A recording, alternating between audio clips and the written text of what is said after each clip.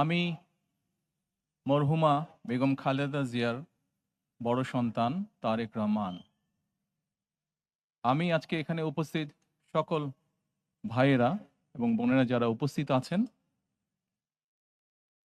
মরহুমা বেগম খালেদা জিয়া জীবিত থাকাকালীন অবস্থায় যদি আপনাদের কারো কাছ থেকে কোনো ঋণ নিয়ে থাকেন, দয়া করে আমার সাথে যোগাযোগ করবেন। আমি সেটি পরিশোধের ব্যবস্থা করব ইনশাআল্লাহ। একই সাথে উনি জীবিত থাকাকালীন অবস্থায় ওনার কোনো ব্যবহারে, ওনার কোনো কথায় যদি কেউ আঘাত পেয়ে থাকেন, তাহলে মরহুমার পক্ষ থেকে আমি আপনাদের কাছে ক্ষমা প্রার্থী। দোয়া করবেন আল্লাহ তাআলা যাতে ওনাকে বেহেশত দান করেন। আসসালামু আলাইকুম। আসসালামু আলাইকুম।